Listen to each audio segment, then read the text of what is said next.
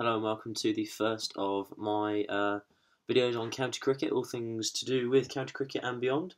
Today we're going to be talking about two main things, overseas players in the county game and the Lions' success and how the England selectors need to be keeping an eye on particular players. So first of all, we're going to talk about people like Aaron Finch, Glenn Maxwell and of course KP, who were all set to be playing in the 2014 county season in various ways. So people like Aaron Finch being snapped up by Yorkshire, it's a fantastic thing for them. He's been in such good form, particularly in one-day cricket recently, and I have to say, as a Lancashire fan, I was begging to have his name in our roster, but it's not end of the world.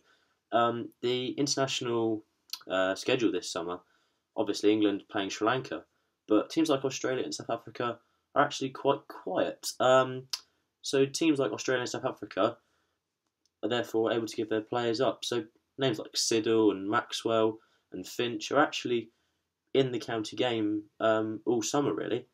So as a Lancashire fan, what would I be saying? Who would I be begging to have now that Finch is already taken? Well, George Bailey, Michael Clarke, to name a couple. I would love to have them at the team. Whether or not they're in the pipeline at the minute, who's to say?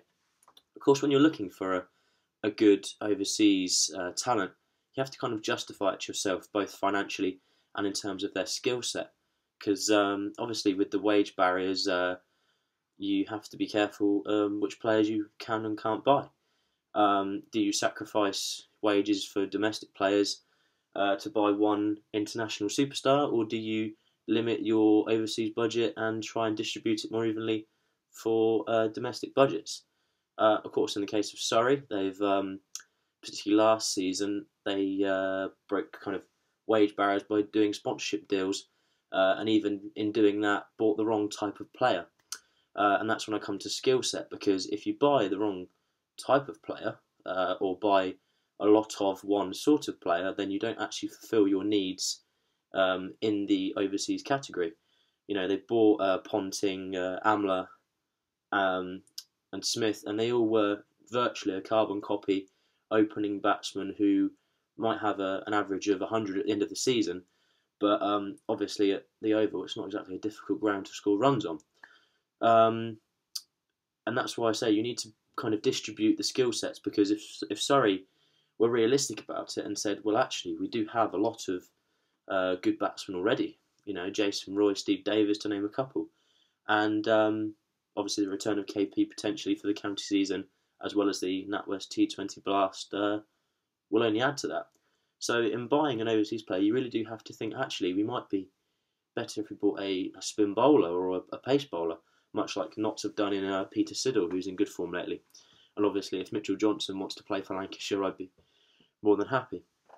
So that's the first talking point about overseas players, and obviously the fact that Australia, South Africa are available for purchase in most aspects, and also about looking at what you actually need from a player rather than just the name and what you already have at home, because obviously the cheaper the better.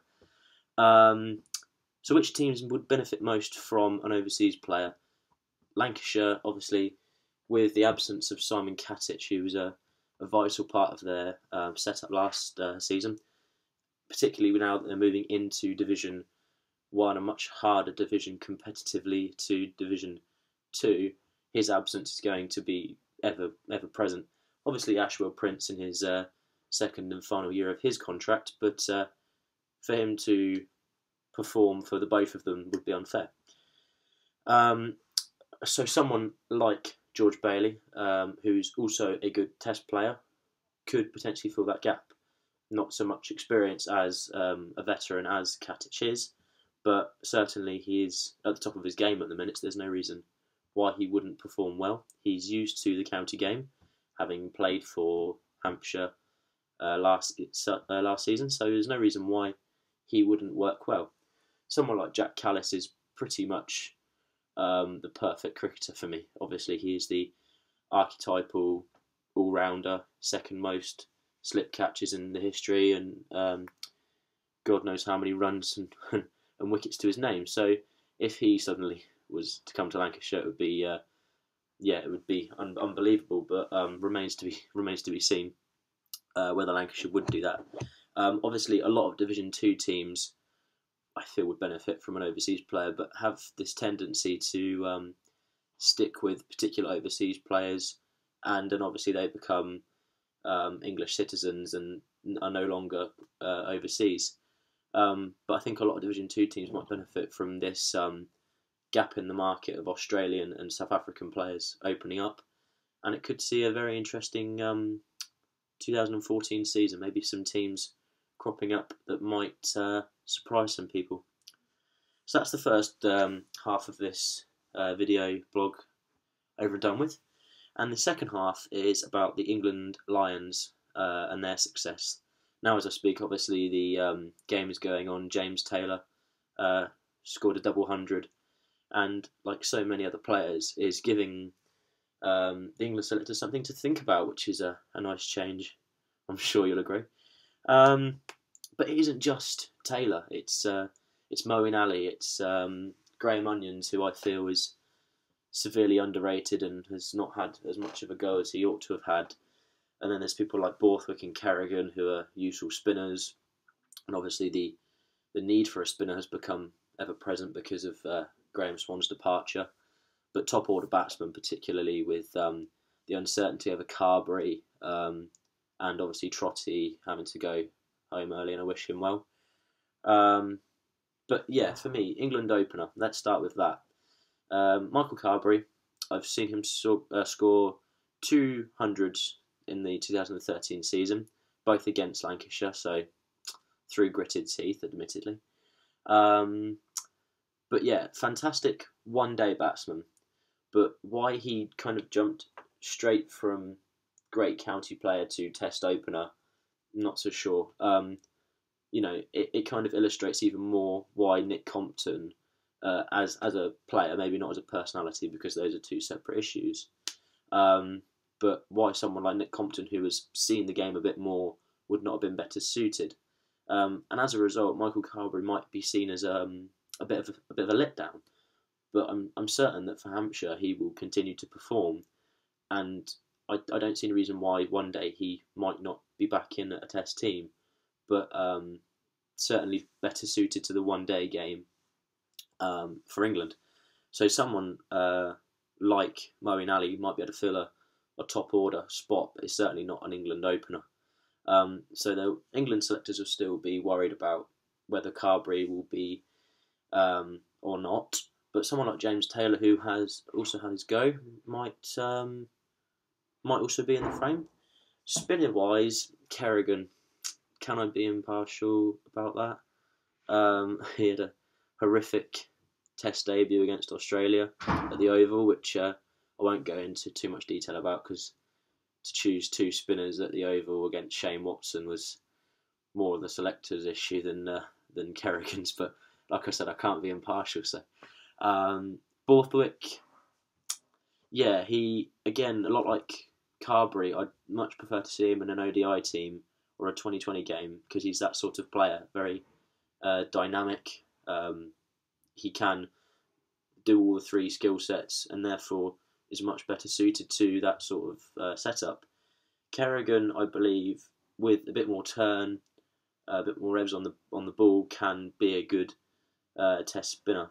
But at the minute, England obviously will probably stick with people like Panesar, who, like I said, have played the Test game a bit more.